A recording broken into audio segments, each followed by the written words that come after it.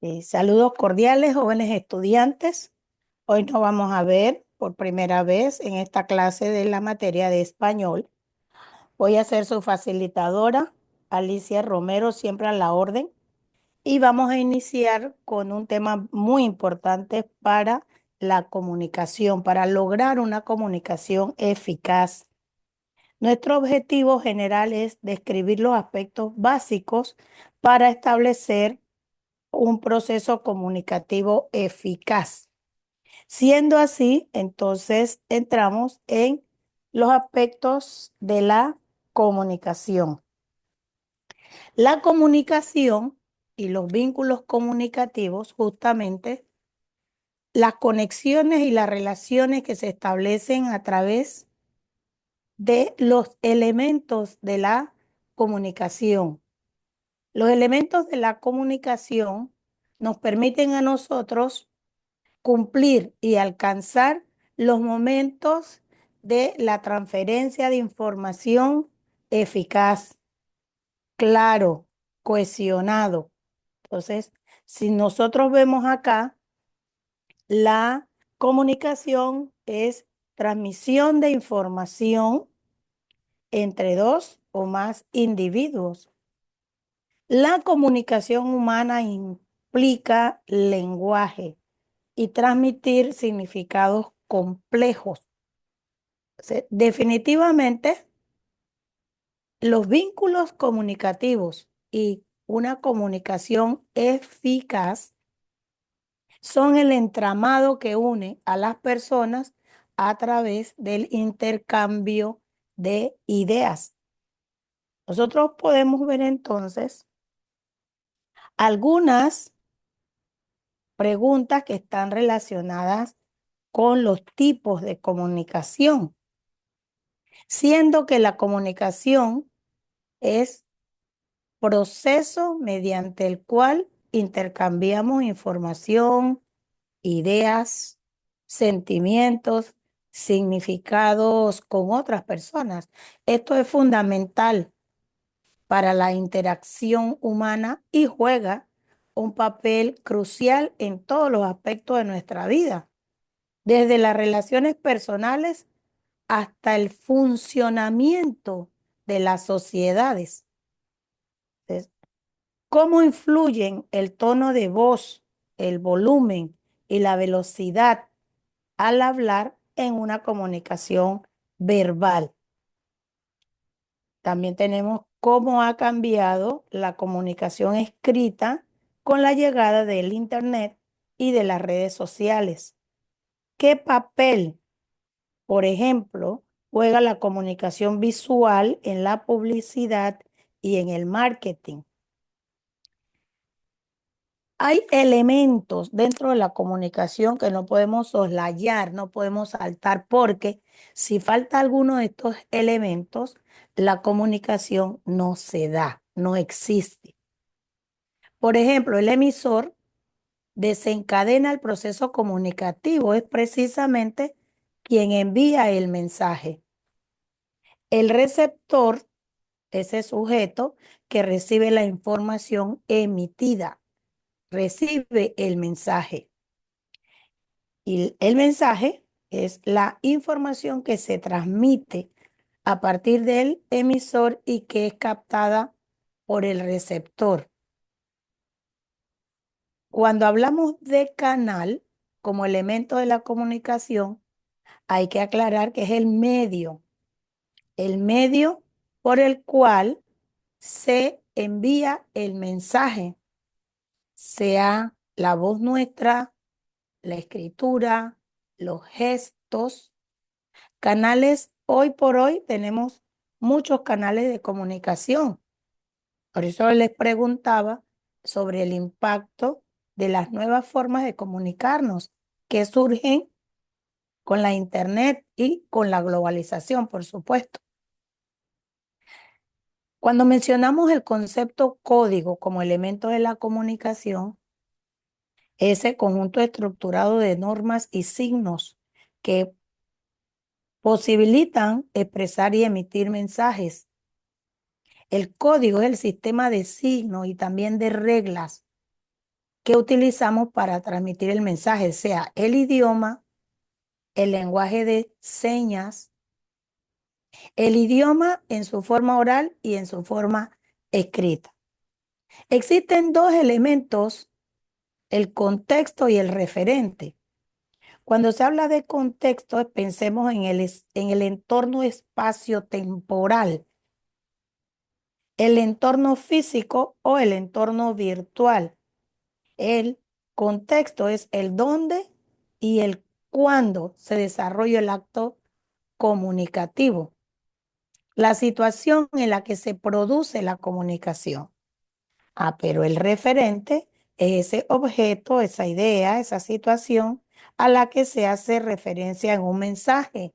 De hecho, ese tema o ese asunto del que se está hablando y que tanto el emisor como el receptor deben tener una referencia, es decir, una idea.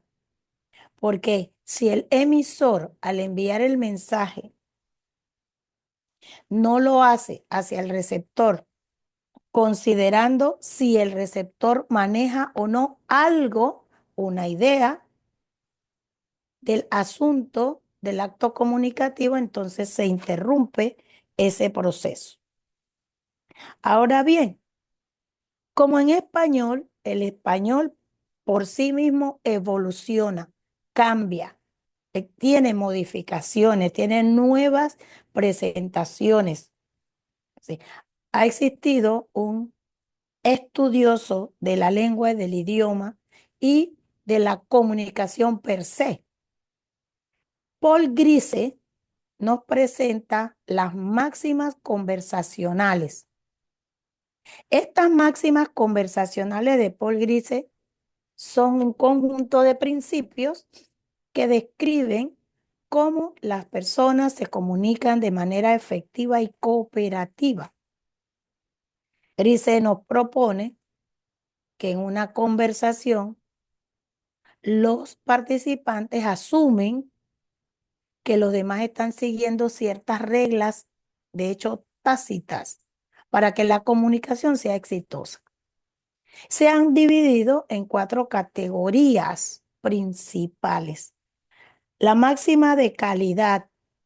En la máxima de calidad, nosotros vamos a observar que nuestro aporte sea cierto, que no digamos lo que crees, lo que creamos sea falso.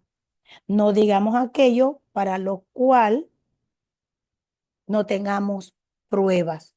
En la máxima de calidad no debemos faltar a la verdad y no digamos de aquello que no tengamos pruebas suficientes, no tengamos pruebas para que se valide, se verifique la realidad y la verdad del mensaje. Paul Grise también nos da la máxima de cantidad. Esta máxima se refiere a la cantidad de la información que se debe proporcionar en una conversación. Hay que hacer una contribución informativa como se requiera, no hacer contribuciones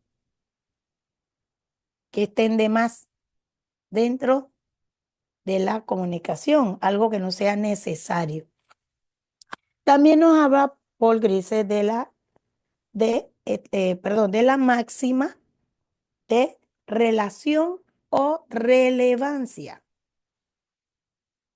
Con esta máxima, el autor se refiere a la pertinencia de la información que se proporciona.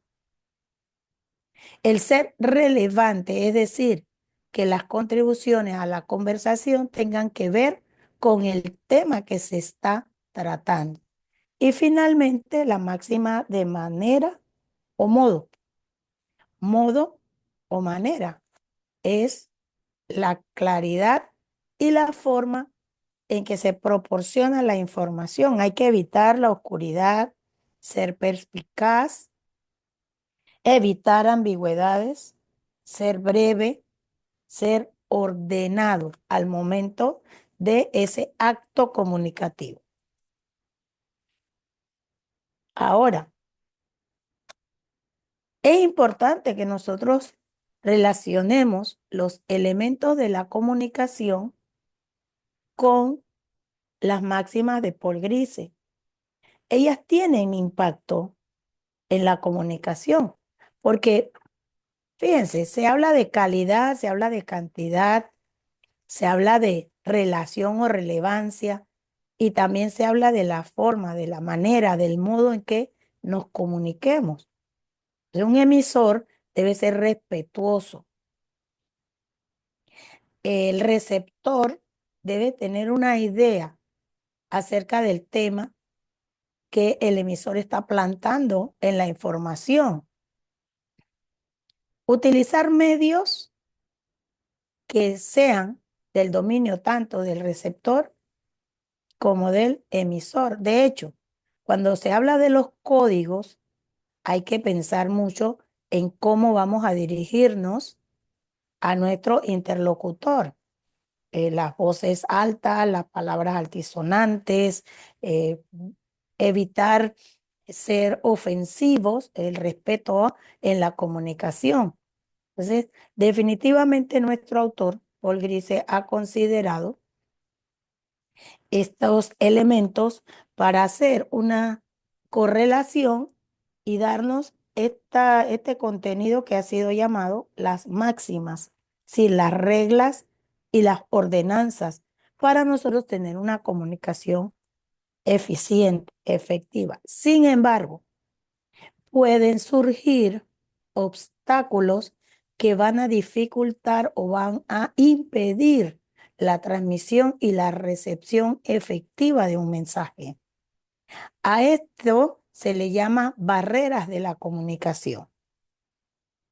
Y estas barreras pueden surgir en cualquier etapa del proceso comunicativo y de hecho pueden afectar tanto al emisor como al receptor.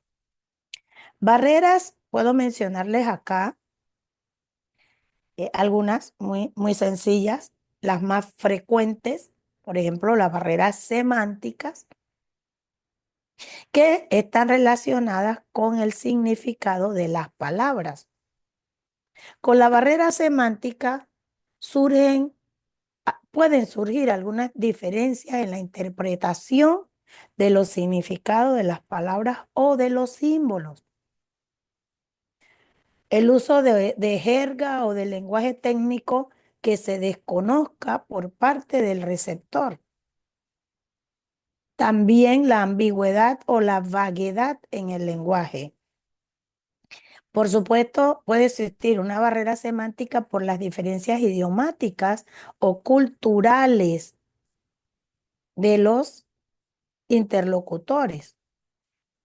Y una barrera semántica también puede ser la interpretación errónea que está muy ligada con las diferencias idiomáticas o culturales, porque en algún país o en alguna región puede existir un término que tiene un significado, pero al salir de esa región, ese mismo término o palabra puede tener un distinto u otro significado. Entonces, esta barrera semántica tenemos que tenerlas presentes y relacionarla con los significados de las palabras.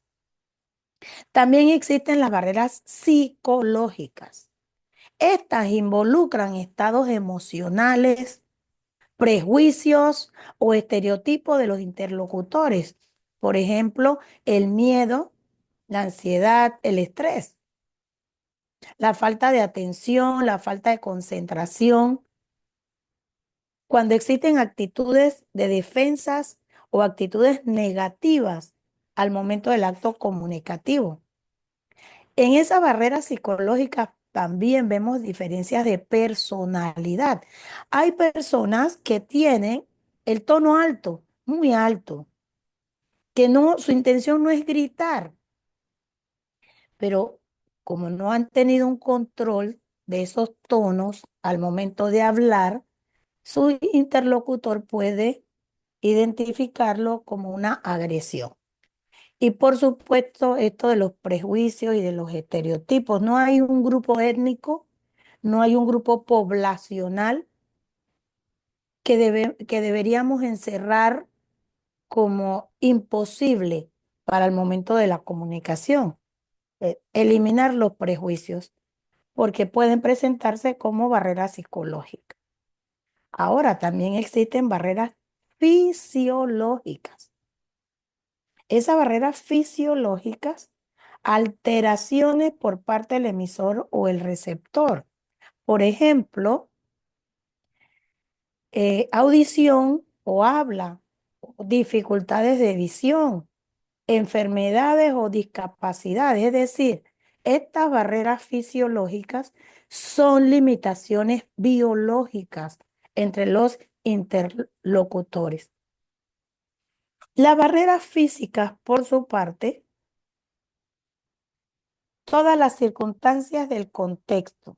Recordemos que el contexto es el espacio o el tiempo en que se desarrolla el acto comunicativo. Entonces, las barreras físicas tienen que ver justamente con las circunstancias del contexto, que por alguna razón pueden dificultarla como una comunicación que sea fluida, que sea clara. Interferencias externas, ruido ambiental, distancia excesiva cuando se tiene una comunicación en el contexto físico y presencial de los interlocutores. Y también la distancia entre los interlocutores cuando tienen asistencia de la internet, porque sabemos que hay problemas a veces con la señal y se interrumpen, se congelan las señales y eso es una barrera física relacionada con el contexto virtual. Problemas en general con los medios de comunicación, el teléfono, la internet, ¿a cuánto no nos ha sucedido que estamos conversando a través del uso de un teléfono celular y por alguna razón el interlocutor no nos escucha o nosotros no escuchamos al interlocutor? Hay condiciones climáticas adversas. Hoy fue un día que había sido señalado y notificado que iban a haber afectaciones climáticas por esto de la ráfaga fuerte que el sol está lanzando y que están interfiriendo con los satélites de comunicación. Y también una barrera física que cuando les hablaba de la distancia, recordemos que es la distancia que puede ser en contexto físico o en contexto virtual. Y en las barreras administrativas. Las barreras administrativas se utilizan en empresas o instituciones gubernamentales que son utilizadas para la comunicación con sus funcionarios, con sus empleados. Sin embargo, las barreras administrativas existen cuando dentro de las estructuras organizacionales no se desarrolla los medios, no se usan los canales dentro de la organización de manera correcta. Por ejemplo, de hecho, si no hay canales de comunicación claros para dar indicaciones, para dar información, compartir o dar retroalimentación de las acciones, ¿verdad? La sobrecarga de información también abruma y se convierte en una barrera administrativa.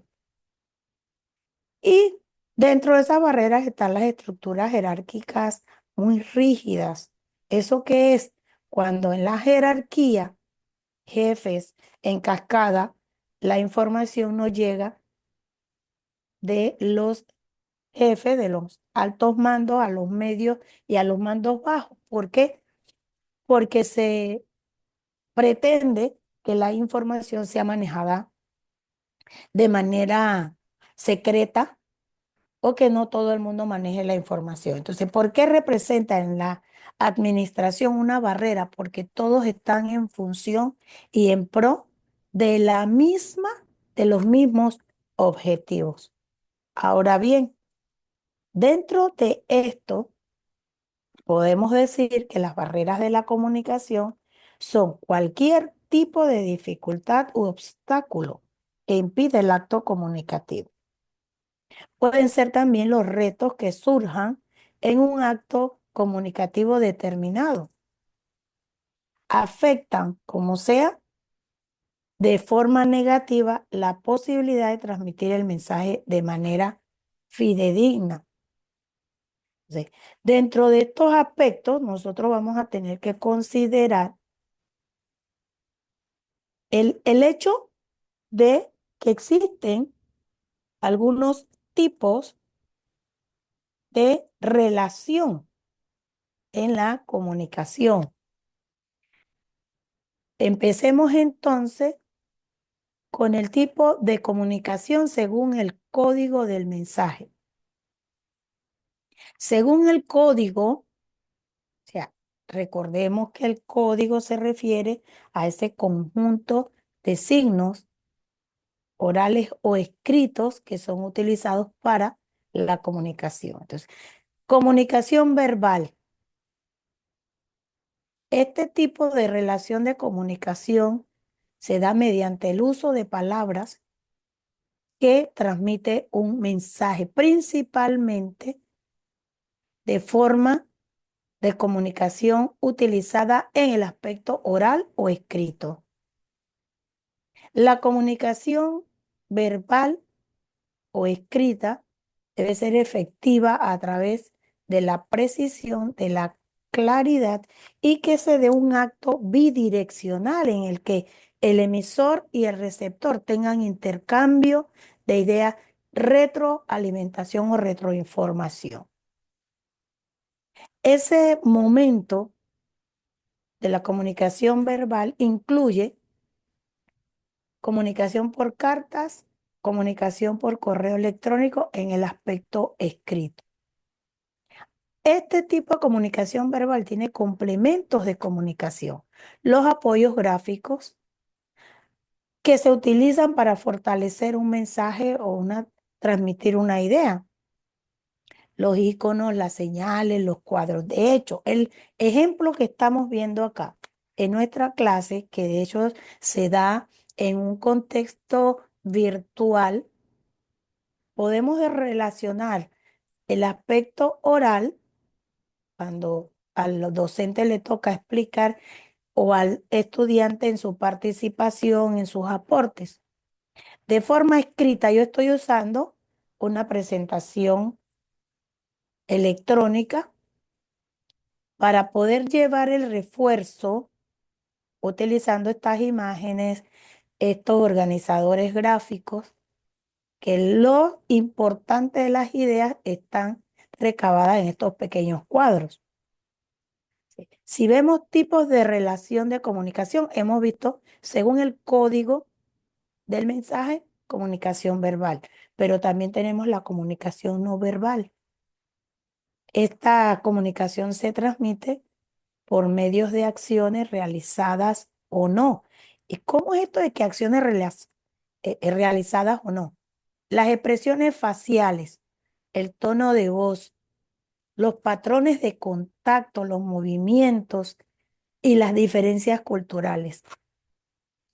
¿Qué significa esto? En el momento que el acto comunicativo se da, en ese momento viene una interacción con los interlocutores. Entonces, de hecho, nosotros podemos ver en algún momento cómo una expresión facial, no tenemos que hablar, puede comunicarle a nuestro interlocutor alegría, sorpresa, tristeza, dudas, ¿verdad? Y lo que le mencionaba hace un momento del tono de voz que se sienta violento va a interferir también en nuestro acto comunicativo. Y sabemos que hay quienes tienen patrones de contacto al momento de hablar. Tocan, golpean, palmean a su interlocutor. que a su interlocutor. De hecho, esto puede ser también una barrera de comunicación porque es incómodo, es incómodo. Los movimientos que se hacen con el cuerpo, los movimientos, por ejemplo, de las manos, que acompañan de alguna forma a nuestras palabras. Por supuesto, las diferencias culturales que hemos visto que requieren de respeto. Entonces, ¿cuáles son los tipos de comunicación más comunes? ¿Y en qué se diferencia? Los tipos de comunicación más comunes ya vimos que son el verbal y el no verbal y se diferencian justamente porque en el verbal hay un implícito uso de palabras, sea oral o escrito, mientras que en el no verbal no se usan palabras, ni de manera oral ni de manera escrita. Es más, se vinculan más con el código, la forma en cómo lo comunicamos, en los gestos, en el tono de voz. Y por supuesto, la comunicación en nuestra actividad diaria, en la sociedad, en nuestras relaciones interpersonales, dentro de la casa, fuera de la casa, en los aspectos laborales o profesionales. Claro que la comunicación es importante.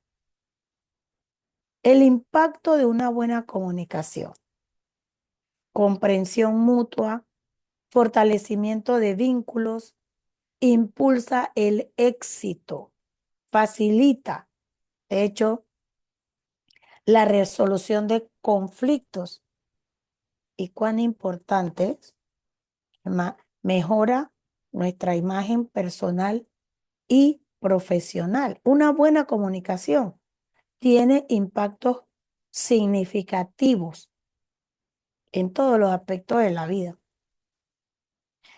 Esa comunicación efectiva va a fortalecer los lazos afectivos, va a fomentar la comprensión mutua y por supuesto va a reducir conflictos. Saber comunicarse de manera asertiva nos va a permitir defender nuestros derechos y expresar opiniones con seguridad. Esa buena comunicación reduce el estrés y la ansiedad tanto para el emisor como para el receptor. ¿Y por qué? Porque en esa capacidad de comunicar preocupaciones y problemas, con eso vamos a liberar tensiones y a buscar soluciones. Sin embargo, si no tenemos una comunicación clara y abierta para evitar malos entendidos o confusiones, entonces tanto el emisor como el receptor van a desarrollar estrés, ansiedad. ¿Y qué decir del ámbito profesional? Esa comunicación clara y precisa es la base fundamental para la coordinación de las tareas, para toma de decisiones y para resolver problemas dentro de nuestro ámbito profesional. Se mejora mucho el clima laboral y se fomenta la colaboración y esto se genera en el aumento de la eficiencia.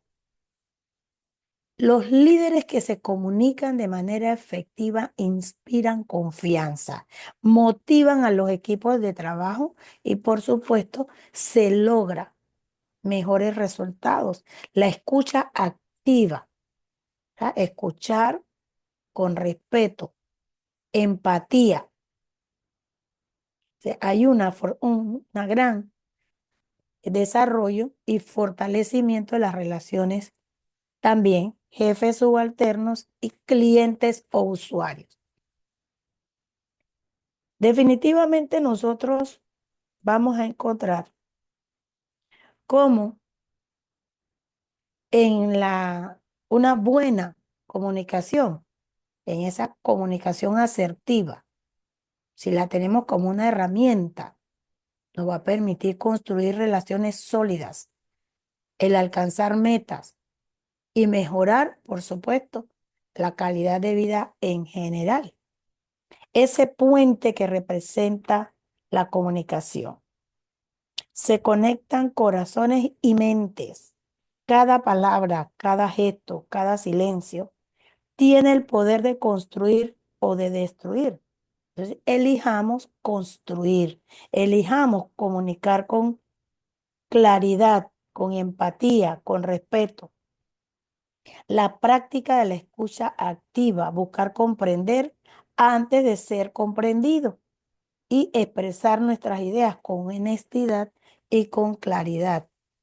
Yo los invito a repasar los contenidos, hacerse una autoevaluación, cómo desarrollo mi comunicación, cómo me manejo en la comunicación, cómo me manejo en la empatía, en la escucha activa, dentro de todos los momentos y los estadios de mi vida cotidiana.